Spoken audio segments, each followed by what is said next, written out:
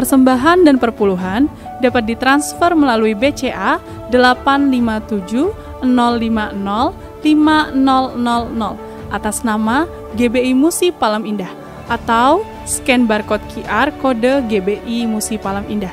Tuhan Yesus memberkati.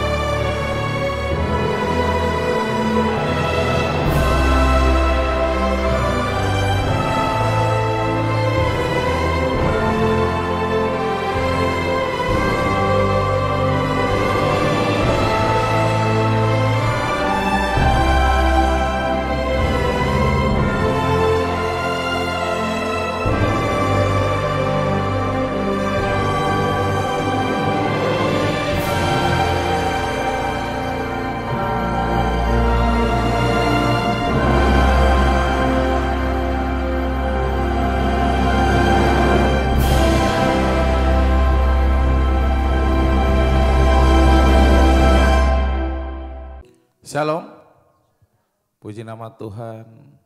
Kita berjumpa lagi di Menara Doa Online kita. Mari Bapak Ibu Saudara yang dikasihi oleh Tuhan, kita siapkan hati dan pikiran kita. Ini saat terindah kita bisa berada di hadirat Tuhan. Kita mau dekat dengan Tuhan, kita mau menyembah dan memuliakan Dia. Mari kita tundukkan kepala kita mulai berdoa. Terima kasih Allah kami yang hidup. Bapa, di dalam nama Tuhan Yesus Kristus, Engkau baik ya Bapa di dalam kehidupan kami ya Tuhan. Saat ini ya Bapa, kami anak-anak-Mu ya Tuhan Yesus. Kami rindu ya Bapa menikmati kehadiran-Mu ya Tuhan Yesus. Kami rindu dilawat oleh Engkau ya Bapa. Ya Bapa, saat ini berbicaralah kepada kami melalui firman-Mu ya Bapa.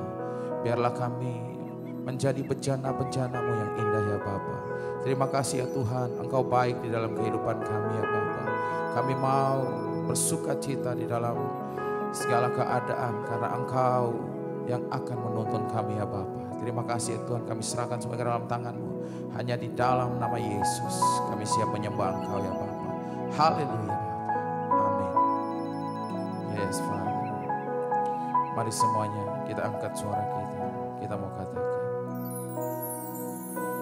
Tuhan hadir di bait kudusnya.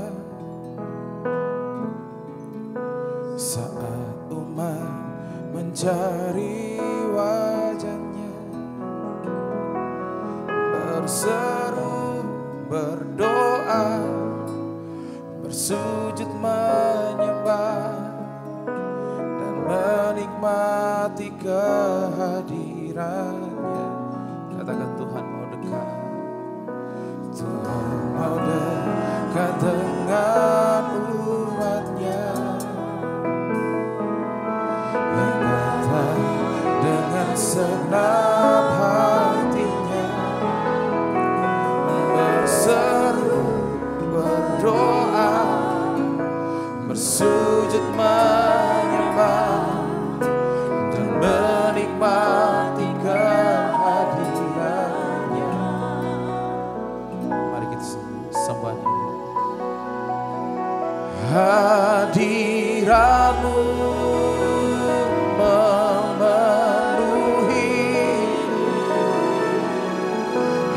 hadirat kudus-Mu penuhi bait-Mu, dan tersungkur menyembah-Mu yang ku nampak hanya kemuliaan.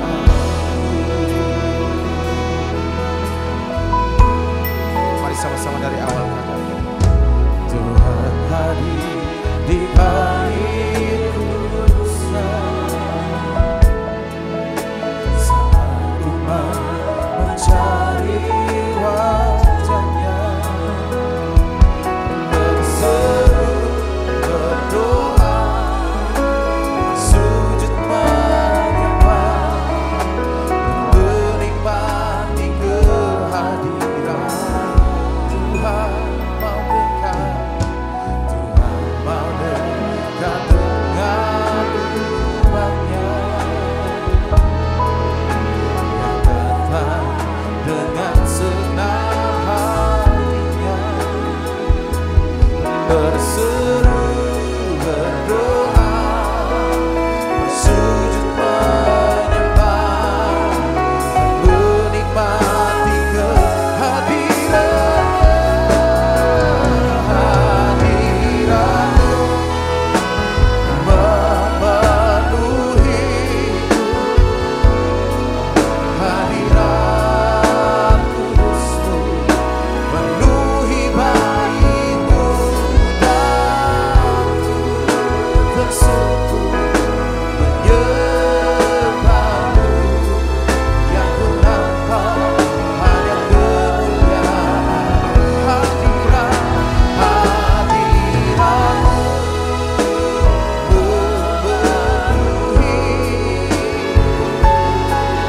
hadirat kudus-Mu penuhi bait-Mu, dan tersungkur menyembah-Mu, yang ku nampak hanya kemuliaan.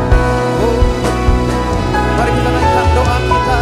Terima kasih ya Tuhan, terima kasih ya Bapa, buat hadirat-Mu yang kami rasakan saat ini ya Tuhan. Inilah saat terindah kami ya Bapa, ketika kami menikmati hadirat-Mu, karena kami rasakan surga itu ada di tempat ini ya Bapa, di dalam hidup kami Yesus. Mari Allah kami lebih lagi Engkau hadir ya Bapa, jamah kami. Hadirat-Mu memenuhi, hadirat kudus-Mu penuhi bait-Mu, dan tersungkur menyembah-Mu, yang ku nampak hanya kemuliaan. Hadirat-Mu memenuhiku, hadirat kudus-Mu penuhi bait-Mu, dan ku tersungkur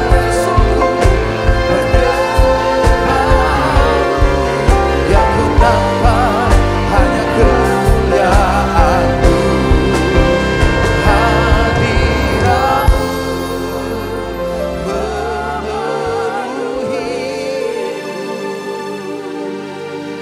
Hadirat kudus-Mu penuhi bait-Mu, dan tersungkur menyembah-Mu, yang ku nampak hanya kemuliaan, yang ku nampak, dan ku tersungkur menyembah-Mu, yang ku nampak hanya kemuliaan, dan kami tersungkur, dan ku tersungkur menyembah-Mu,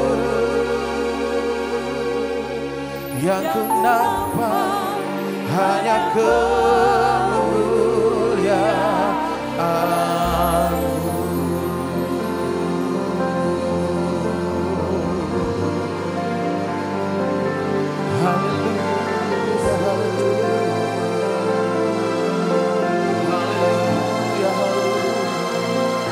Bapak Ibu Saudara, kita mulai sembah Dia. Kita angkat suara kita. Lebih lagi kita minta Tuhan bahwa kita masuk di dalam hadirat.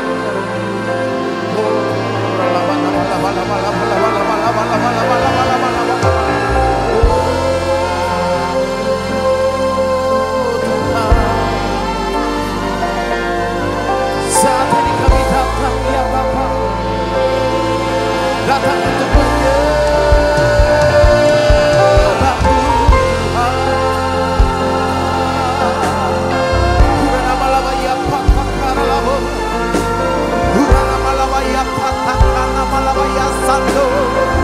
saat ini kami datang ya Bapa, kami datang membawa korban syukur kami. Kami datang pujian. Kami sembah Engkau Allah yang hebat, Allah yang besar, Allah yang ajaib, Engkau yang layak terima segala pujian, segala hormat. Kami sembah Engkau ya Tuhan Yesus.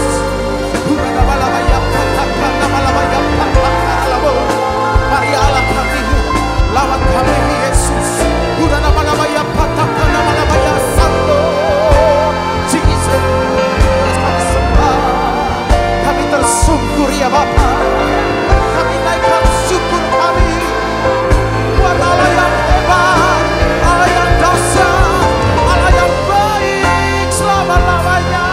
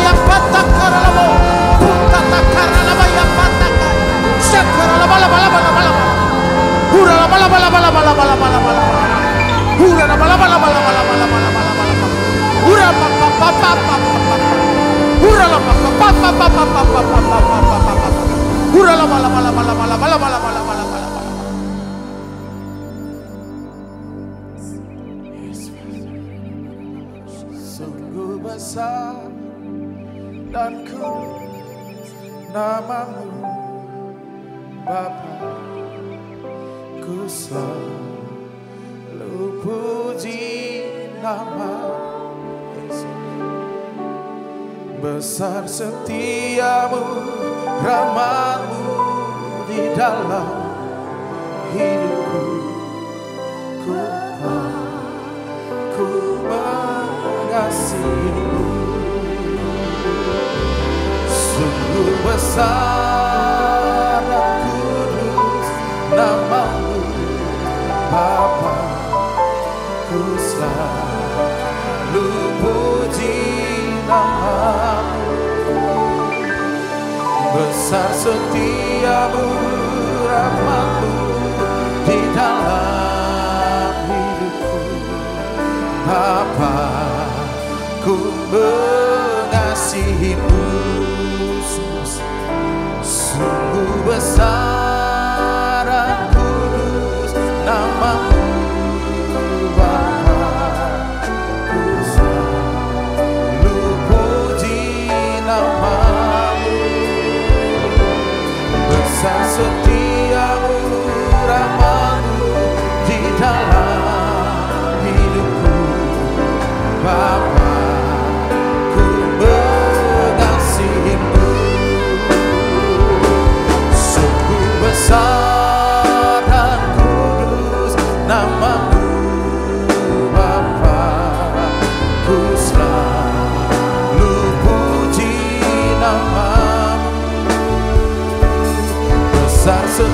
setiamu, rahmat-Mu di dalam hidupku. Bapa, ku mengasihi-Mu. Mari semuanya lebih dalam lagi kita angkat suara kita, kita sembah. Sungguh besar dan kudus nama-Mu Bapa, ku selalu puji nama-Mu.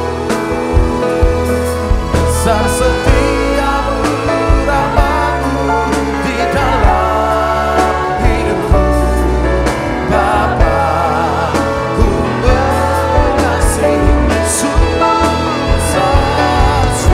besar dan kudus nama-Mu Bapa, ku selalu puji nama-Mu. Besar setiamu, rahmat-Mu di dalam hidupku. Bapa, ku mengasihi-Mu. Sungguh besar dan kudus nama-Mu Bapa, ku selalu puji nama-Mu. Besar setiamu, rahmat-Mu di dalam hidupku.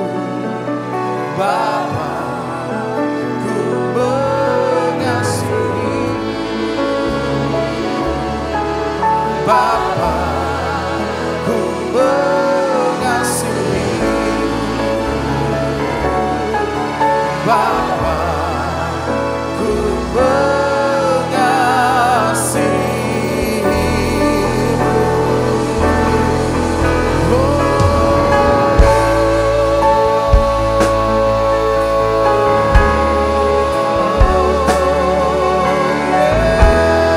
Yesus Tuhan, kami sujud menyembah. Ini kerinduan kami ya Tuhan, hanya ingin menyenangkan hati-Mu ya Bapa. Yesus, Yesus, ku serahkan sujud di hadapan-Mu. Keinginan dalam hidupku hanya untuk Yesus, Yesus, ku serahkan sujud di hadapan-Mu. Keinginan dalam hidupku hanya untuk menyembah-Mu.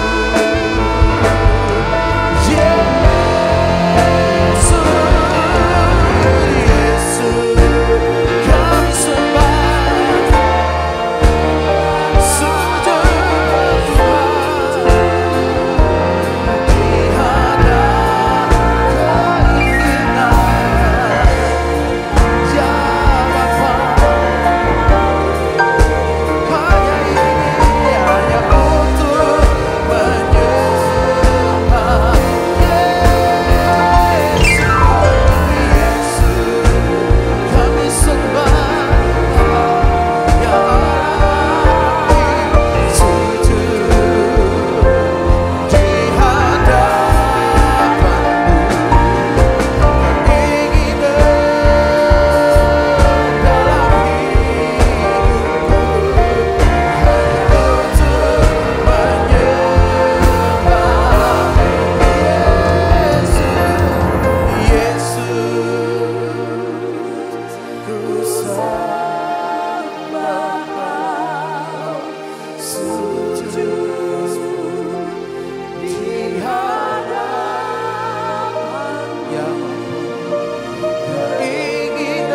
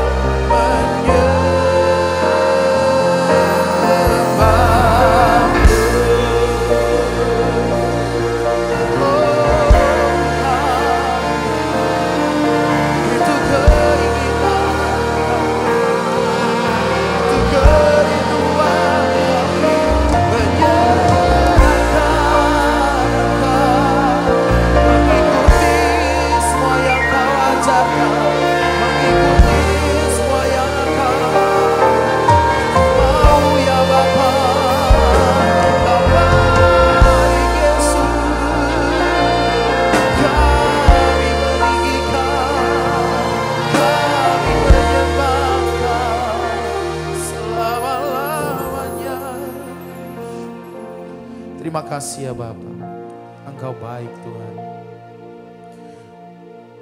Ini saatnya kami akan naikkan doa syafaat kami ya Bapa. Kami percaya Engkau mendengarnya ya Bapa. Haleluya. Saat malam hari ini kembali kami datang Tuhan di hadirat-Mu, membawa hati kami, jiwa dan roh kami yang senantiasa rindu kepadamu Tuhan Yesus. Seperti tanah yang kering, tanah yang tandus, demikianlah jiwa kami yang selalu rindu kepadamu Tuhan. Sambil kami mau memandang kepada kemuliaan, kepada hadirat-Mu Tuhan. Hadirat-Mu saja yang menguatkan kami. Di dalam hadirat-Mu kami beroleh sukacita. Di dalam hadirat-Mu kami beroleh Tuhan penghiburan, bahkan kesembuhan dan pemulihan. Kami bersyukur kepadamu Tuhan.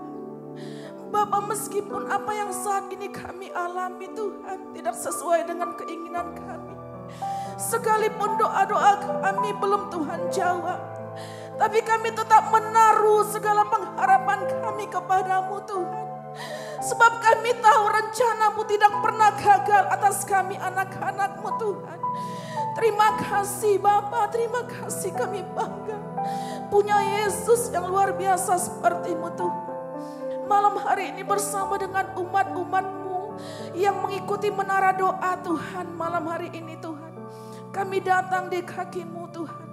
Kami mau berdoa bagi setiap anak-anak-Mu, untuk setiap pergumulan umat-umat-Mu Tuhan. Kami berdoa Tuhan, saudara kami Agustinus Felix Nugraha Tuhan Yesus, yang saat ini merindukan pekerjaan Tuhan. Kami bersatu berdoa Tuhan untuk anak-Mu ini. Biarlah Tuhan jawab kerinduannya. Tuhan akan berikan pekerjaan yang terbaik Tuhan bagi saudara kami ini Bapa. Tuhan akan bukakan jalan baginya. Tuhan pertemukan dengan orang-orang yang tepat Tuhan Yesus. Kami berdoa buat saudara kami Tuhan Suilan, yang berdoa Tuhan untuk kesembuhan sakit jantungnya Tuhan Yesus. Bapak, kami bersehati, kami berdoa, kami minta mujizat-Mu untuk saudara kami ini Tuhan. Kami percaya bilur-bilur Yesus menyembuhkan saudara kami ini Tuhan. Saudara kami sembuh dari penyakit sakit jantungnya dalam nama Yesus. Kami berdoa untuk saudara kami Maria Tuhan Yesus, yang berdoa untuk usaha suaminya Tuhan Yesus. Biarlah Tuhan bukakan pintu berkat mengalir atas keluarga ini, atas usaha yang sedang dijalankannya. Terima kasih Tuhan Yesus, terima kasih untuk semua live chat yang dinaikkan malam hari ini. Apapun yang menjadi pergumulan setiap anak-anak-Mu Tuhan, mereka yang sedang dalam kesusahan Tuhan Yesus yang hiburkan, mereka yang saat ini dalam pergumul apapun Tuhan bukakan jalan Tuhan. Setiap sakit penyakit yang mungkin belum disebutkan dalam lecet, Tuhan sembuhkan dengan cara-Mu yang ajaib. Di dalam nama Yesus, di dalam nama Yesus. Terima kasih Tuhan Yesus. Kami bersyukur untuk Indonesia Tuhan. Kami percaya Tuhan Yesus, Indonesia ada di hati Tuhan. Tuhan berkati bangsa kami terus Tuhan. Siapapun pemimpin yang terpilih Tuhan Yesus, kami percaya itu yang terbaik daripada Tuhan. Terima kasih Bapa. Kami beri segala hormat, kemuliaan hanya bagi nama Tuhan. Di dalam nama Yesus kami naikkan doa kami. Haleluya. Aku percaya Tuhanku ajar, Kau turun tangan memulihkanku. Aku percaya Tuhanku dahsyat, Kau turun tangan memberkatiku. Aku percaya Tuhanku ajar, Kau turun tangan memulihkanku. Aku percaya Tuhanku dahsyat, Kau turun tangan memberkatiku.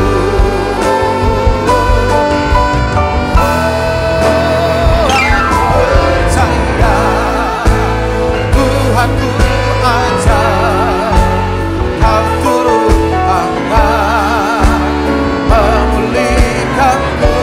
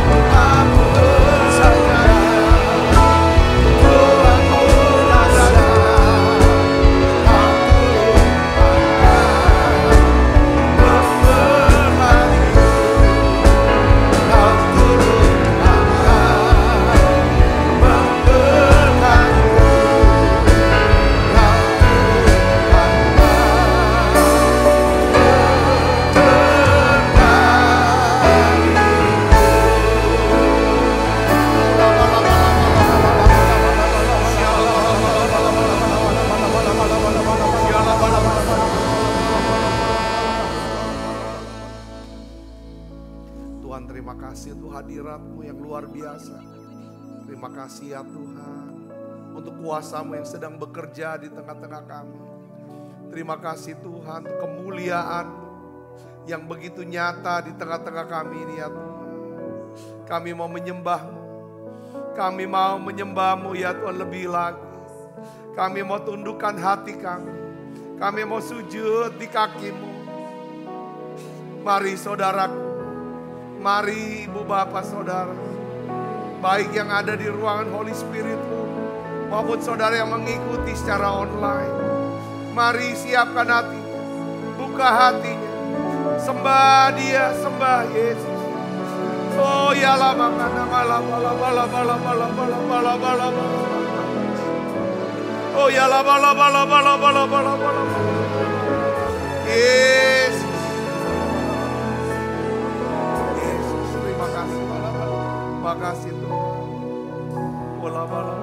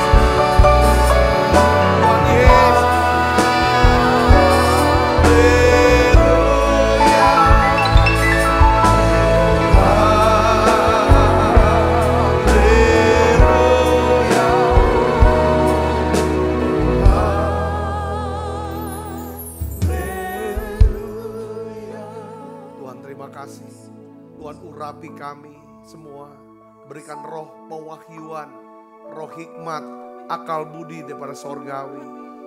Tuhan, kami berdoa, biarlah ya Tuhan, langit di atas kepala kami terbuka ya Tuhan. Curahkan ya Tuhan hujan-Mu, curahkan berkat-Mu ya Tuhan buat setiap kami. Terima kasih Tuhan, terima kasih. Berikan ya Tuhan kemampuan untuk hamba-Mu untuk dapat ya Tuhan menyampaikan pesan firman-Mu. Sementara firman-Mu disampaikan, kuasa-Mu bekerja, mujizat terjadi. Semua yang sakit Tuhan sembuhkan, yang lemah Tuhan kuatkan, bahkan yang susah Tuhan hiburkan. Terima kasih banyak Bapa. Dalam nama Yesus kami berdoa. Haleluya. Amin. Di tangan yang meriah saudara. Silakan kembali Ibu Bapak. Shalom. Dalam minggu ini saya ingin sharingkan tentang ekonomi Alkitab. Ya saudaraku, saya berikan judul hari ini yaitu ekonomi Alkitab, tentang keuangan ya menurut Alkitab. Mari kita akan lihat saudara, kita akan baca sama-sama Lukas 16 ayat yang ke-11. Kita akan lihat, kita akan baca satu ayat ini saudara ya. Kita baca sama 1, 2, 3. Jadi jikalau kamu tidak setia dalam hal mamon yang tidak jujur, siapakah yang akan mempercayakan kepadamu harta yang sesungguhnya. Jadi mamon yang tidak jujur ini maksudnya adalah uang saudara. Harta, benda, atau uang yang Tuhan percayakan ya kan untuk kita kelola ya.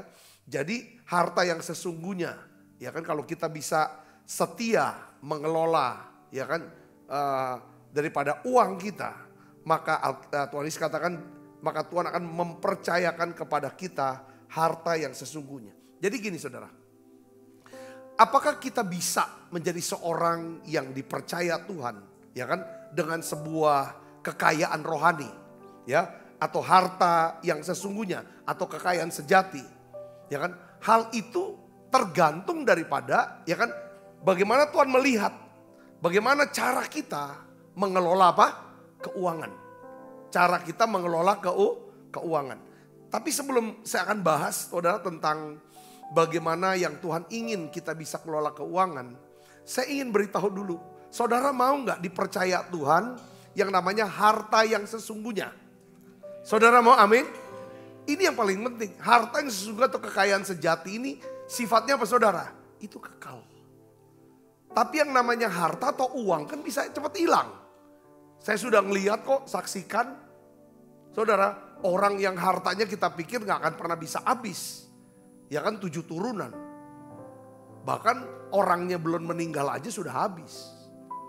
Saudara, tetapi yang kita mau belajar hari ini sebagai orang Kristen adalah, saudara, tentang ekonomi Alkitab. Yang tentang apa itu yang dimaksud dengan kekayaan sejati atau harta yang sesungguhnya. Saudara, kita akan lihat di sini apa yang pertama adalah apa saudara? Alkitab katakan Amsal 22 ayat 1. Apa saudara? Nama baik. Ini dia saudara. Nama baik. Saudara mau punya kekayaan sejati? Amin. Nah ini harta yang sesungguhnya. Ya kita baca Amsal 22 ayat 1. Nama baik lebih berharga daripada kekayaan besar. Dikasihi orang lebih baik daripada perak dan emas. Jadi dua, nama baik dan dikasih, itu harta yang sesungguhnya.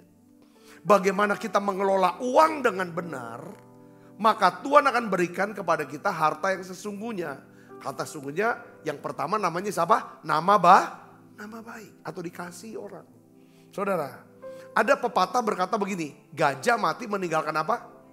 Gading. Harimau mati meninggalkan apa? Belang.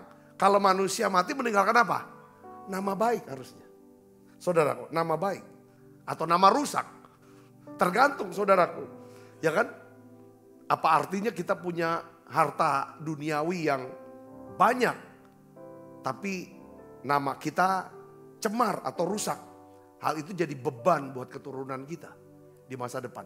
Katakan amin. Tapi kalau kita punya nama baik, saudaraku, kita punya nama baik, anak cucu kita itu, wah itu pasti jadi aset buat mereka. Orang akan bilang, anak siapa ini? Cucu siapa ini? Di hadapan Tuhan aja. Saudaraku, anak cucunya Daud. Saudara, tanda kutip, ada yang baik, ada yang agak brutal, yang jahat. Karena Tuhan bilang, karena Daud ya, karena Daud, ya kan aku tidak hapus kerajaannya. Jadi ini penting saudaraku. Ya Pak, ya kan? Yang kedua adalah apa? Apa yang artinya harta sesungguhnya?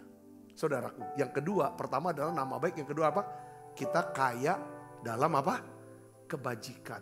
Ya, 1 Timotius 6 ayat 18 katakan, peringatkanlah agar mereka itu berbuat baik, menjadi kaya dalam apa? Kebaikan. Suka memberi dan membagi. Ini yang namanya harta yang sesungguhnya. Orang kaya belum tentu loh saudara. Ya kan yang banyak hartanya bisa punya kekayaan yang sesungguhnya. Betul gak saudara? Belum tentu bisa punya yang namanya kaya dalam kebajikan. Yang ketiga itu namanya apa? Kaya dalam iman. Ini yang kita harus kejar nih saudara. Kaya dalam iman. Iya, kalau banyak harta tapi nggak kaya dalam iman. Saudara, pasti stres, nggak bisa tidur hidupnya. Takut terus, khawatir terus. Tetapi kalau saudara kaya dalam iman, saudara akan hidup dalam apa? Damai, sejahtera dan sukacita. Yakobus 2 ayat 5. Ini sih katakan, kita baca sama-sama. 1, 2, 3. Dengarkanlah hai saudara-saudara yang kukasihi. Bukankah Allah memilih orang-orang yang dianggap miskin oleh dunia ini untuk menjadi apa? Kaya dalam iman dan menjadi ahli waris kerajaan yang telah dijanjikannya kepada barang siapa yang mengasihinya. Katakan amin. Ini saudaraku. Ya, kita lihat di sini. Kaya dalam iman. Contoh orang yang kaya dalam iman di Alkitab siapa saudara? Yang gampang siapa? Petrus dan Yohanes. Mereka memiliki kekayaan dalam iman. Kisah 3 ayat 3 sampai 7. Ya kan? Ketika Petrus dan Yohanes hendak bersembayang di bait Allah pada waktu itu saudara. Lalu dia ketemu dengan siapa? Pengemis lumpuh. Pengemis lumpuh ini menatap Petrus dan Yohanes. Ya kan? Lalu saudaraku, Petrus berkata, lihat sama kami. Ya, lalu orang itu menatap. Lalu Petrus ngomong apa saudara? Emas dan perak tidak ada padaku. Tetapi apa yang kupunya, itu namanya apa yang dia punya akan kuberi padamu. Ini namanya iman. Kaya dalam iman. Apa yang kupunya akan kuberikan padamu. Ya. Terus di sini dikatakan apa saudara? Demi nama Yesus Kristus, orang Nazaret itu berjalanlah. Ia pegang tangan orang itu dan membantu dia berdiri. Seketika itu juga kuatlah kaki dan mata kaki orang itu. Katakan amin.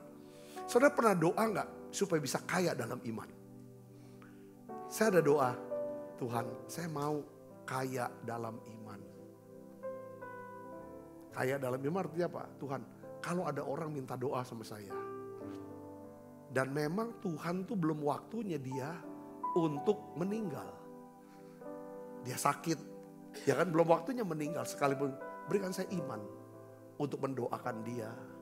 Ya kan, berikan saya iman, punya karunia kesembuhan, karunia melakukan mujizat. Itu yang saya mau minta, katakan amin. Ya, saya minta karunia iman supaya ketika orang-orang sedang putus asa, tidak ada harapan dalam hidupnya, dalam keuangan kah, dalam kesehatan, dalam rumah tangga, mau cerai aja, itu kan gak ada iman. Biarlah aku kaya dengan iman, aku bisa bagi imanku. Karena iman, ya saudaraku, ya kan mujizat itu bisa terjadi. Katakan amin. Nah, jadi kekayaan yang sesungguhnya itu nama baik, kaya dalam kebaikan, kaya dalam iman. Itu hanya bisa diberikan oleh Tuhan, dipercayakan oleh Tuhan. Kalau saudara dan saya, ya kan, benar dalam mengelola keuangan. Ya, benar dalam mengelola keuangan.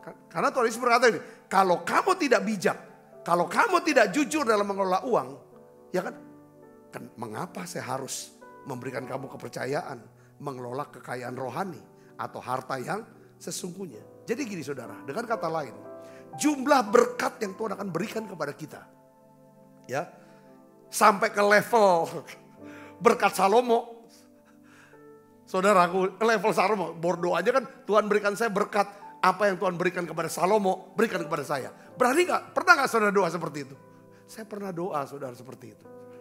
Tuhan percayakan. Tuhan bilang tergantung daripada kesetiaanmu dalam mengelola keuangan. Amin saudaraku. Kita tahu bahwa Salomo, saudara, ini orang, ya kan, yang penuh dengan hikmat, paling bijaksana. Ya saudara, dia tulis kitab Amsal. Ya, di dalam kitab Amsalnya ini dia tulis hikmat Tuhan. Bagaimana caranya mengelola keuangan dengan baik. Salomo bukan hanya orang yang bijaksana. Alkitab katakan Salomo juga adalah orang yang apa? Paling kaya pada masanya. Orang paling kaya pada masanya. Nah, hari ini saya ingin ajak saudara untuk melihat kitab Amsal. Bagaimana caranya kita bisa mengelola keuangan menurut Alkitab. Supaya saudara dan saya, kita semua bisa diberikan oleh Tuhan, dipercayakan oleh Tuhan. Ada apa? Harta yang sungguh, nama baik. Katakan amin. Saudara mau punya nama baik? Dikasih orang, amin saudaraku. Kaya dalam kebaikan, kaya dalam iman. Ini harta sesungguhnya. Tapi tergantung gimana kita kelola. Saudara, yang pertama ya, saya ingin beritahu kepada saudara. Dalam hal keuangan ini pernah saya sharing sebenarnya. Tapi Tuhan taruh saya, ayo mulai lagi. Karena gini, ya, yang pertama adalah kita perlu membuat catatan keuangan dengan baik. Prinsip pertama ini disebut namanya prinsip apa? Akuntansi. Amsal 27 ayat 23 sampai 24. Kita baca sama-sama. 1, 2, 3. Kenalah baik-baik keadaan kambing dombamu, perhatikanlah kawanan hewanmu. Karena harta benda tidaklah abadi. Harta benda tidaklah abadi. Apakah mahkota tetap turun-temurun? Namanya harta, kekayaan itu enggak selamanya. Mahkota ini namanya kekuasaan pun tidak selamanya. Nah, dinasehati ini karena kekayaan bisa lenyap begitu cepat. Oleh sebab itu nasihatnya apa? Awasi. Hasil usaha pekerjaanmu awasi. Ya, dengan cara apa ngawasinya? Catat cash flow-nya, catat keuangannya dengan baik. Ini hal yang pertama dan yang terpenting dalam melakukan ada catatan. Saudara punya catatan, ya, catatan. Saudara harus tahu kemana larinya uang itu. Saya tahu nggak larinya uang itu, ya kan? Terus dari mana uang itu berasal? Ya, kenali dan kuasai yang namanya uang saudara, ya kan? Ada orang bilang begini, Pak Sabta jujur loh Pak, jujur Pak, saya tuh benar-benar enggak tahu loh kemana larinya uang saya ini. Saya tanya, emang gak dicatat apa? Enggak ada catatan. Saya bilang, tokomu tuh rame. Kamu ada catatannya enggak? Saya bilang, belanja berapa duit satu hari nih, ya kan? Dari belanjaan ini ya dipakai untuk jualan, ya kan, jadi barang, hasilnya berapa, sisanya berapa, duitnya jadi duit berapa, itu kan aset. Betul enggak? Nah dapatnya berapa? Surplus atau defisit? Enggak, Pak, ada catatan. Satu lagi bilang, usaha saya ini lancar Pak sebenarnya, bagus sebenarnya. Tetapi saya juga bingung, ya kan, larinya kemana duit saya? Usahanya cukup besar sudah. Ada catatan enggak? Enggak kate Pak. Ngapain enggak catatan? Nanti mau tambah karyawan lagi, biaya lagi. Nah, karyawan kamu gaji UMR aja 3 juta lebih, kalau di Palembang berapa? 3 juta ya? 3 juta lebih, ya kan? Tapi kamu ngalami kebocoran mungkin lebih daripada 3 juta, 30 juta. Sampai sekarang kamu udah tahu larinya kemana duit itu. Saudaraku, ya kan? Ada yang bilang begini ya, pernah dengar gak saudara? Uang itu bicara, money talk. Uang itu bicara, bener gak uang bicara? Ada istilah uang itu bicara. Ya kan? Kalau pendapat saya tuh sesungguhnya uang itu sama sekali dia gak bicara. Dia diam-diam aja menyelinap, lalu pergi dia. Nggak ngomong-ngomong. Ya kan, uang tuh nggak pernah bicara sama kita kemana perginya dia. Nah oleh karena itu Alkitab katakan apa? Kita harus awasin. Katakan amin. Ya, Amsal 23 katakan apa? Belilah atau ketahuilah kebenaran. Jangan menjualnya. Demikian juga dengan apa? Hikmat, didikan dan pengertian. Harus beli. Maksudnya apa? Saudara, dapatkan fakta, get the facts at any price. Maksudnya apa saudara? Kita harus berapapun harga yang harus kita bayar, saudara harus bayar untuk dapatkan apa? Kebenaran. Kebenaran tentang keuangan ini. Ya kan? Jadi maksud saya begini ibu bapak. Saya mau orang Kristen ini Tuhan taruh di hati saya dari minggu kemarin tentang keuangan. Tuhan bilang janji ada pemulihan. Ya kan? Nah cara gimana ngalami pemulihannya saya sudah ajarkan. Nah hari ini saudara, ini hal teknisnya yang Tuhan mau saudara lakukan. Katakan amin. Kalau nggak ada catatannya nggak bilang. Jadi gini, saudara, Tuhan mau lihat juga, ya kan? Karena kalau kita nggak bisa kelola uang, pasti kita nggak bisa dapetin harta sesungguhnya namanya nama baik. Kenapa orang banyak yang utang-utang dan nggak bayar? Gagal dalam masalah keuangan. Kan gak ada nama baik, betul gak saudara? Karena dia gak bisa kelola uang. Ya kan? Terus mengenai bagaimana dia bisa punya iman. Kalau utang sebenarnya gak bisa dibayar, akhirnya kan dia jadi hilang imannya. Nah itu loh harta sesungguhnya ini penting buat kita pelajari. Jadi hari ini kata kuncinya kita jangan bohongi diri sendiri. Jangan menipu diri kita sendiri. Ya kan? Kalau kita rasa kita gak salah kok, gak berdosa kok. Kita menipu diri kita sendiri, Alkitab katakan. Dan kebenaran tidak ada di dalam kita. Jadi kita harus terbuka, Tuhan. Iya Tuhan saya salah ini. Bagaimana, coba dicek saudara. Bagaimana pengelolaan keuangan di dalam keluarga. Nah ini memang ya suami harus sepakat sama istri. Saudaraku, gak bisa suami yang boros, istri harus bisa jadi rem. Kalau istrinya boros, suami harus rem. Nah rem ini harus berani bicara. Katakan amin. Ada kesepakatan. Kalau enggak, saudara, itu uang tuh bisa buat nama kita jadi baik. Tapi uang juga bisa, kalau kita gagal kelola uang, kita bisa punya nama jelek. Setuju dah saudara? Katakan amin. Banyak orang sudah tinggalkan Tuhan. Itu bukan karena hal apa, karena uang. Gak bisa kelola uang dengan baik. Bagaimana rumah tangga itu hancur. Bercerai, anak-anak jadi kepahitan orang tua.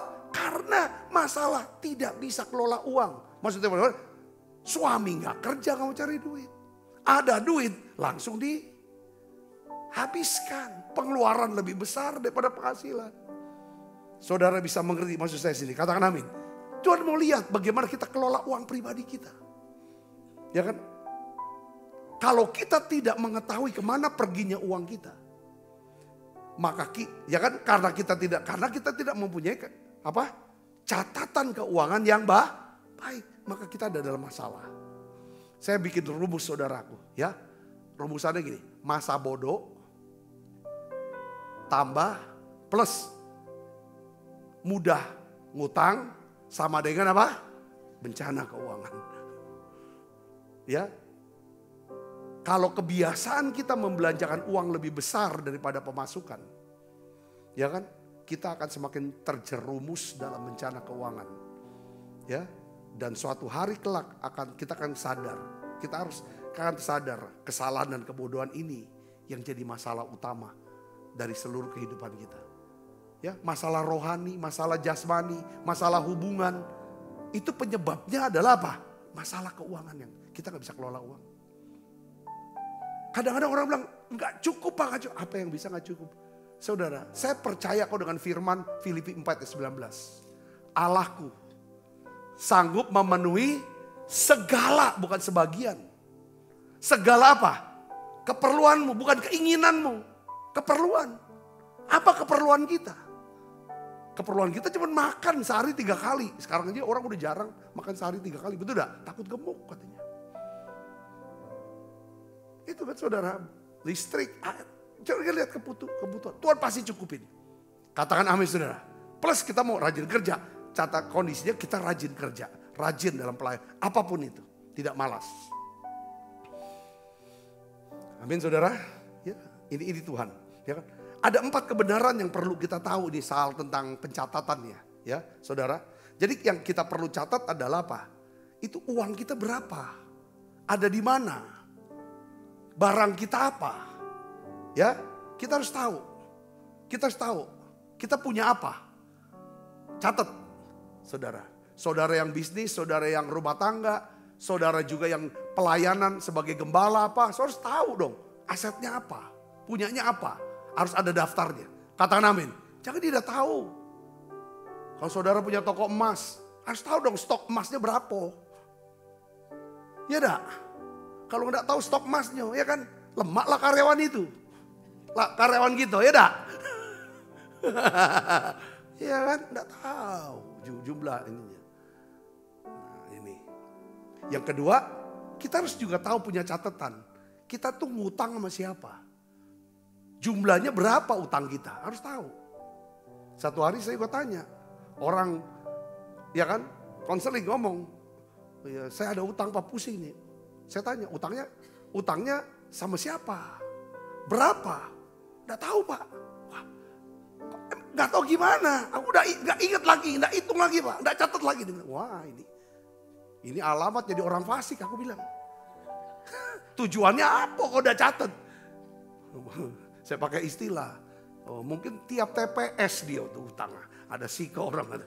Tiap TPS ada aja orang diutangin. Jadi aku bingung Pak, TPS udah banyak kan itu. Hati-hati saudara. Jadi kita harus ada catatan aset, catatan utang. Lalu yang ketiga kita harus mencatat saudara semua jenis-jenis yang namanya pendapatan kita. Dari gaji, dari jualan. Kita harus tahu kumpulin berapa sih penghasilan kita yang sebenarnya. Satu periode ya, seminggu kah, sebulan kah, ada catatannya. Lalu kita harus tahu larinya kemana nih. Ya, uang-uang ini semua mutasinya. Kalau saudara bilang, Pak saya gak ada waktu loh Pak. Gak ada waktu untuk catat-catat. Kalau saudara gak punya waktu untuk mencatat daripada uang saudara. Ya, maksudnya saya mau nanya sama saudara. Saudara punya waktu gak untuk khawatir? Punya waktu gak untuk khawatir? Kalau saudara punya waktu untuk khawatir, ya kan? Pasti saudara harus punya waktu untuk apa? Catat. Ya kan? Kenapa kita khawatir? Karena kita nggak ada catatannya. Kita nggak tahu keadaan keuangan kita. Alkitab bilang kekayaan itu mudah lenyap. Karena dia mudah lenyap. Kita harus tahu. Karena saya bilang, kamu tuh pakai duit kayak air, gampang banget semua gitu. Ada catatannya enggak? Saya bilang penghasilannya berapa? Memang lagi diberkatin. Teman saya ada kejadian dulu. Saya bilang, semua kasih. Tujuannya untuk pride kan pasti. Untuk orang bilang, baik. Dekat lagi bersama kan, dekat supaya ini. Yuk gak usah cari pujian dari saya, nanti akhirnya kantongnya jebol. Untuk orang gitu kan, saya pikir hati-hati, akhirnya bener. Kan gak selamanya dagang itu rame, dagang itu omset tinggi. Kita harus tahu, saya gak ajar kita harus pelit. Saya juga gak mau jadi orang pelit kok. Tapi saya selalu ada catatan, ada hitungannya jelas. Supaya kita bisa kelola dengan baik. Katakan amin, itu pertama. Harus ada catatan. Saudara kalau misalnya ibu-ibu, misalnya ibu-ibu nih yang ikut menara doa ini. Atau bapak-bapak kalau mau pergi ke supermarket. Nyatet gak? Dicatat gak apa yang mau dibeli? Harus catat. Setelah udah selesai pulang langsung. Itu juga harus benar-benar doa dulu. Doa, saya mau pergi Tuhan ke mall. Kan? Apa yang mau dibeli? Apa mau makan aja? Mau beli apa? Itu ada catatannya jelas. Harus tegaskan. Kalau enggak mengalir deh. Itu semua yang dilihat mau dibeli loh maksudnya. Ya ada kartu kredit ini. Sekarang baru udah dapat telepon dari bank. Katanya dinaikin plafonnya. Saya harus bayar itu. Ngerti gak? Harus ada catat kalau misalnya. Istri saya tuh selalu nyatet. Mau pergi, mau beranjak aja. Mau berangkat misalnya dia catat apa yang harus mau dibeli. Di luar itu lalu udah habis dicatat dilihat itu dibaca lagi. Habis dibaca didoain lagi. Akhirnya dicoret. Ini kayaknya gak perlu deh. Ini gak perlu deh. Ngerti gak saudara? Katakan amin. Ini ada hal-hal yang kita ini harus benar-benar kalau kita bisa kelola uang dengan baik. Kita bisa kelola waktu dengan baik. Saudara pasti akan dipakai oleh Tuhan. Saudara pasti akan diberkati Tuhan. Dengan kekayaan yang sifatnya apa? Kekal. Yang ngerti katakan amin. Ini penting. Saya ngomong seperti ini saya ingin setiap kita. Bukan saya sudah sempurna. Tidak. Ya saudaraku. Ya. Yang kedua.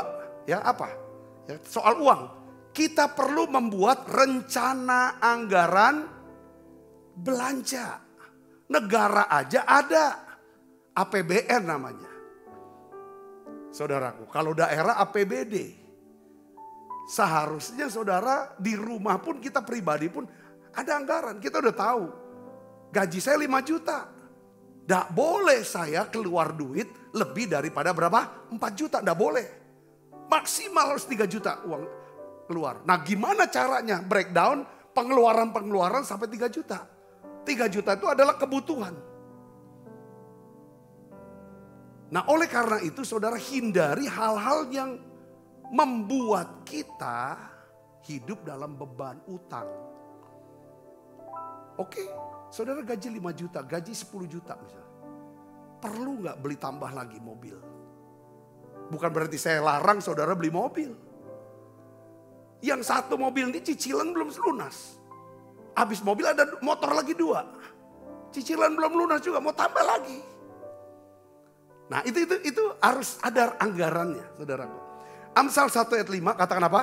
Baiklah orang bijak mendengar dan menambah ilmu. Baiklah orang yang berpengertian memperoleh apa? Bahan pertimbangan. Apa artinya saudara? Kalau kita orang bijak, kita mau dengar. Kita mau duduk dulu. Kita mau belajar, tambahkan. Amsal 21 ayat 20 ini lebih jelas. Di sini dikatakan apa?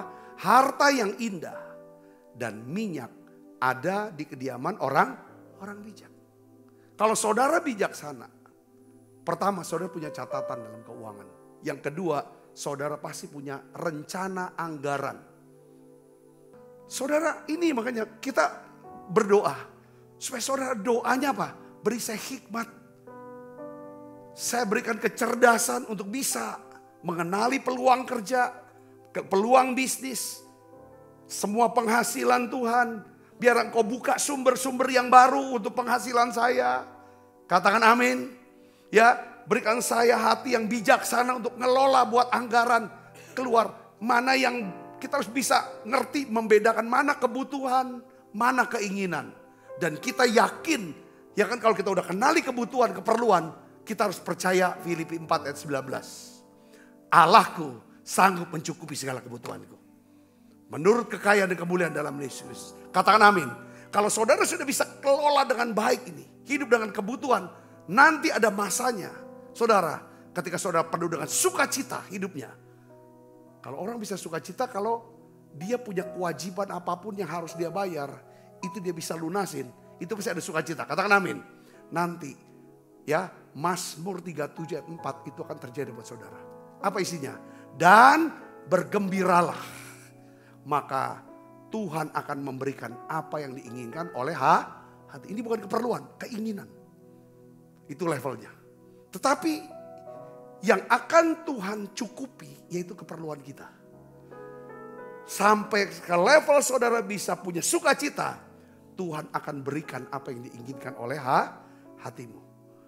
Jadi makanya di sini kata Amsal 21 ayat 20, harta yang indah dan minyak, ini bicara tentang kekayaan, itu ada di kediaman orang bijak. Tetapi orang yang bebal, apa saudara? Memboroskan. Maksudnya apa? Membelanjakan secepat dia mendapatkan uang itu.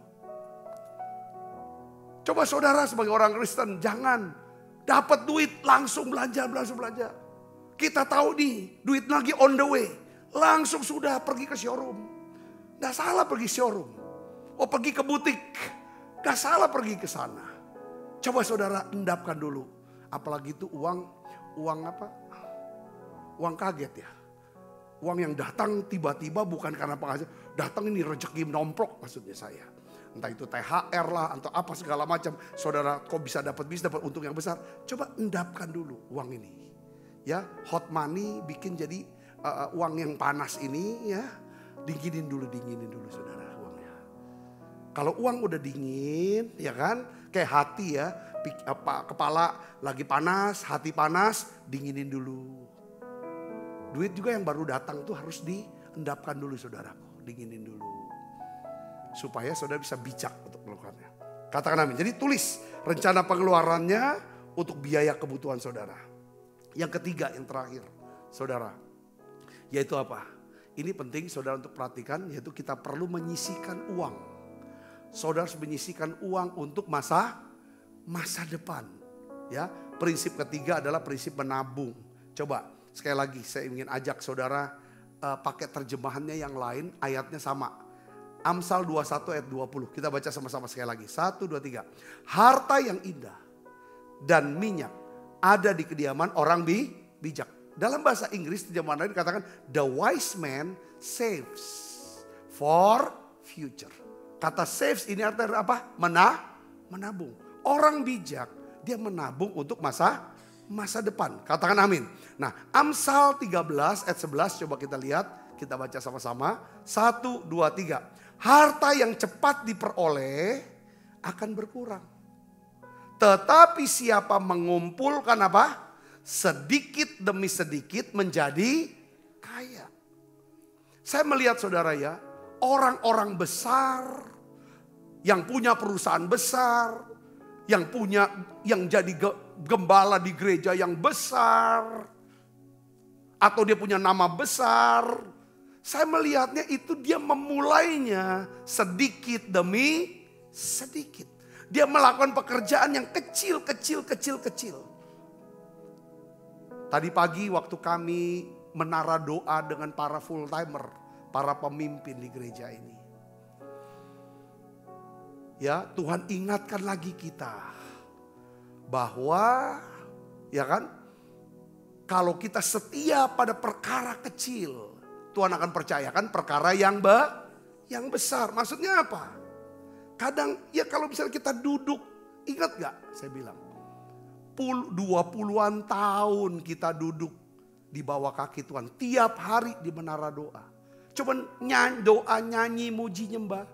Siapa dapat apa firman bagikan. Entah itu kekuatan, itu koreksi, itu nasihat, apapun. Bagikan firman.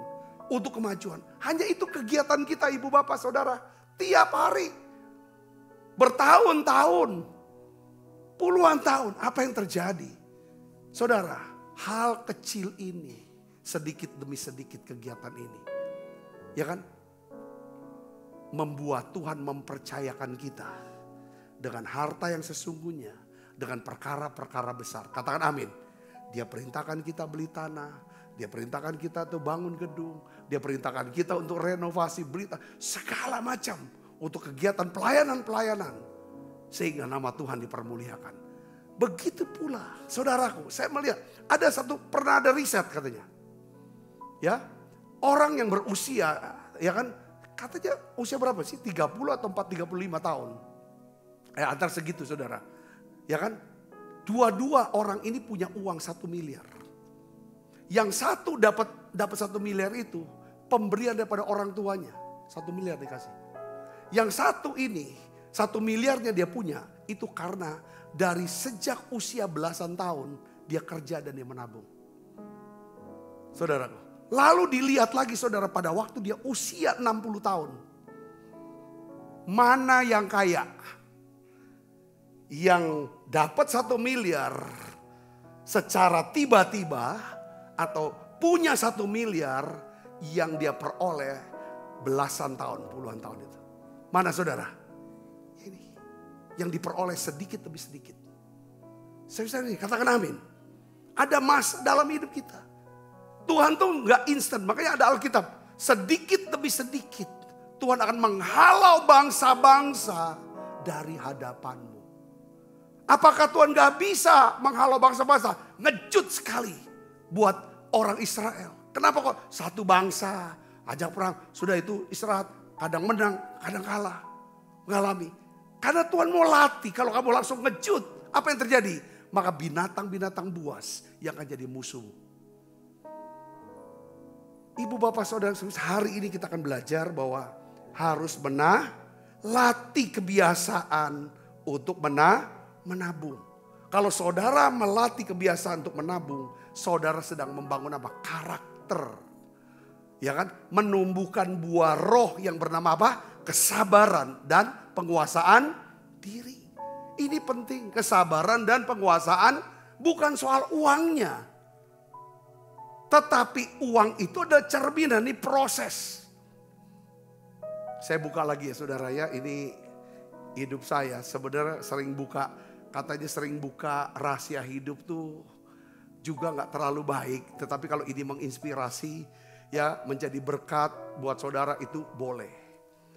Bertahun-tahun yang lalu pada waktu saya masih jadi calon pegawai negeri golongan 2A. Kalau gak salah gaji saya 68.000 sekian, 500. Saudara, ya masih kuliah di STAN waktu itu, saudara, masih kuliah. Saya tuh punya cita-cita Tuhan. Saya tuh ingin deh punya duit 1 juta rupiah. Caranya apa? Saya udah bisa bayar perpuluhan waktu itu, dia 68.000. Kasih perpuluhan, nabung. Apa ada kegiatan gereja, tabur orang tua. Saya udah mulai. Apa yang terjadi saudara? Rupanya betul terjadi. Waktu lulus STAN saudara. Saya tuh pilih penempatannya di Jayapura. Nah disitulah saya dapat uang jalan. Uang jalan untuk naik pesawat terbang. Jumlahnya berapa saudara? 900.000 sekian pada waktu itu untuk pesawat terbang. Ya jangan uang pindah lah, uang pindah. Saudaraku, saya ngomong sama pacar saya sekarang jadi istri. Doa saya, doa kita, aku punya duit 1 juta. Aku pegang duit 1 juta, kejadian juga. Nah ini hari ini aku pegang duit. Walaupun gak nyampe. Tiket pesawat ke Papua. Tetapi kami ini rombongan tidak naik pesawat. Naik kapal Sini. Yang harganya 25.000. Cuman puluhan ribu waktu itu saya ingat itu. Puluhan ribu. Akhirnya saya dapatkan betul saudara. Puji Tuhan. Ini kesempatan saya bisa nabur untuk gereja. Sudah. Sampai di Irian pulang, ya saudaraku pulang lagi, saya pacaran. Aku tuh doa loh, pengen punya uang, megang duit tuh, lihat duit tuh 10 juta. 1 juta kan sudah, 10 juta. Saya kerja, nabung, invest, nabung. Pada waktunya, saya dapat 10 juta itu. Masih muda waktu itu. Sudah, saya bilang Tuhan, doa lagi. Kalau bisa aku bisa punya tabungan, berapa? 100 juta. Saudaraku, dalam waktu muda waktu itu. Entah gimana tiba-tiba saya pindah ke Palembang, saya jadi tanda kutip lah bos. Ya kan, dapet di masa itu uang segitu gede. Dan sekarang juga masih gede ya. Terus saya lipatin. Sampai udah dapat segitu kan. Saya bilang, Tuhan aku mau dong punya tabungan bukan 100 tapi 1 M. Terus. Apa sih maksudnya? Saya lagi cerita apa? Saya bicara tentang kesabaran penguasaan diri. Saya tidak mau jadi orang pelit untuk capai itu. Harus pelit. Bukan. Ada tujuan karakter yang saya mau ambil. Kesabaran penguasaan diri. Kemurahan hati. Katakan amin. Karena soal uang itu perlu Tuhan. Dekat Tuhan supaya Tuhan bisa hardik belalang yang mau makan. Kita kalau Tuhan gak hardik belalang, mana mungkin kita bisa nabung punya tabungan. Jadi saudara katakan amin. Saudara bisa nabung tapi habis aja, ada aja. Terkuras. Ada aja. Entah kalau kita enggak, pasti orang tua kita. Entah anak kita. Entah siapapun. Yang kayaknya kita harus keluar duit dengan rasa sakit gitu keluarnya. Saya bisa ngeri sih, katakan amin. Ini penting. Menabung itu penting. Saya kasih contoh sebelum saya akhiri. Seandainya saudara bisa nabung 1 hari 50.000 per hari. Sebulan saudara punya uang berapa? 1.500.000. Ya, kalau 1 tahun 18 juta. Ya kan saudara? Kalau 10 tahun uang saudara berapa? 180 juta.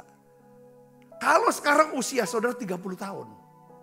Nanti usia 60 tahun tetap nih nabungnya 50.000 sehari. Saudara pegang duit berapa? 540 juta. Sekarang tanya, banyak orang usia 60 tahun punya nggak tabungan 540 juta? Ada banyak teman-teman kita boro-boro gak punya. Coba kalau dia sadar usia 30, bisa nggak dia nabung 50? Kalau angkatan saya lulusan dari mana?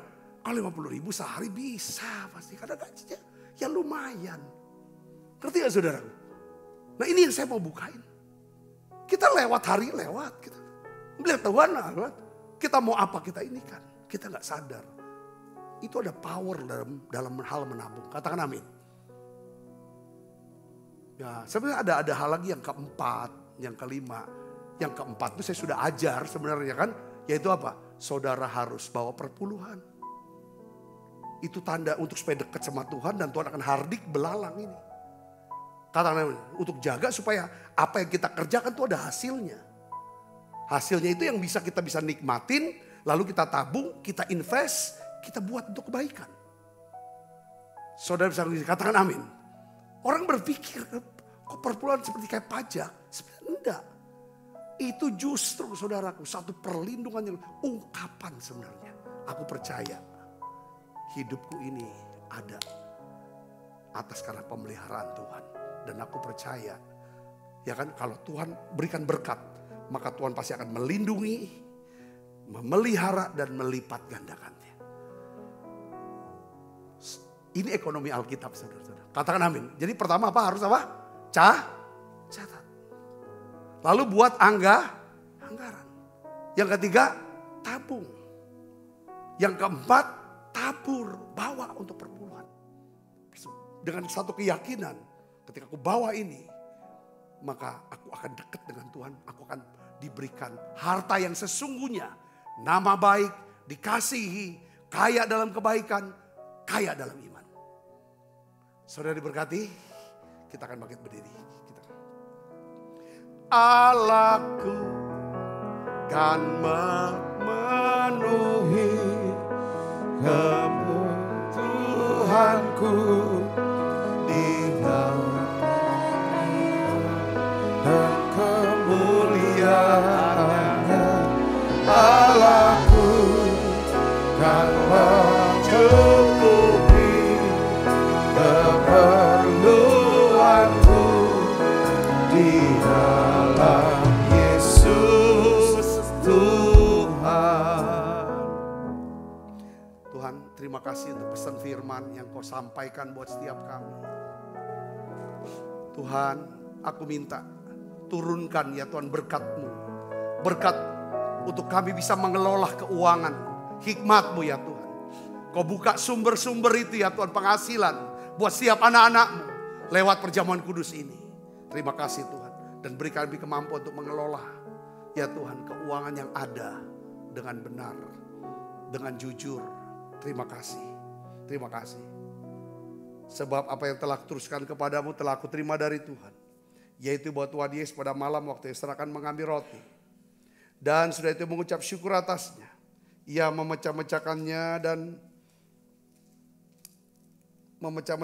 dan berkata, inilah tubuhku yang diserahkan bagi kamu. Perbuatlah ini menjadi peringatan anak-anakku. Saudaraku, bukankah roti tangan kita ada persoalan kita dengan tubuh Kristus? Mari makan dalam nama saya.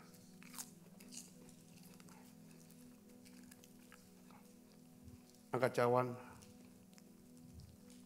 Demikian juga yang mengambil cawan sudah makan berkata, cawan ini perjanjian baru yang dimeteraikan oleh darahku. Perbuatlah ini setiap kali kamu meminumnya menjadi peringatan anak-anakku. Saudaraku, bukankah cawan perjanjian ini yang atasnya kita ucapkan syukur ada persoalan kita dengan darah Kristus? Mari minum dalam nama Yesus.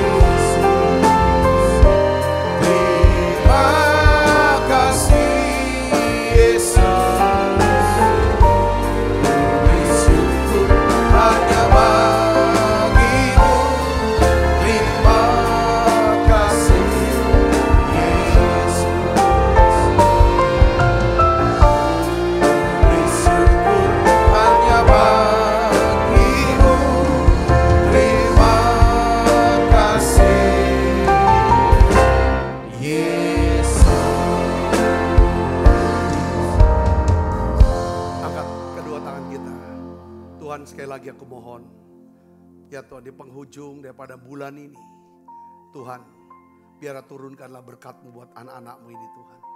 Kemampuan untuk bisa mengelola keuangan, sehingga kami boleh dipercaya harta yang sesungguhnya. Nama baik dikasihi, kaya dalam kebaikan, kaya dalam iman. Makasih ya Tuhan, terima kasih Allah Roh Kudus. Bungkus anak-anak-Mu semua dan kuat kuasa darah-Mu.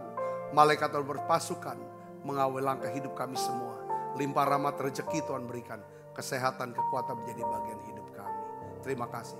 Kekasih Kristus, terimalah berkat yang berlimpah-limpah daripada Allah Bapa. Di dalam anaknya yang Tuhan kita Yesus Kristus. Persoalan yang manis Roh Kudus menyertai saudara semua mulai saat ini. Sampai Yesus datang menjemput kita mempermai dan sampai selama-lamanya. Semua kita yang percaya diberkati sama-sama katakan amin. Tuhan berkati saudara semuanya.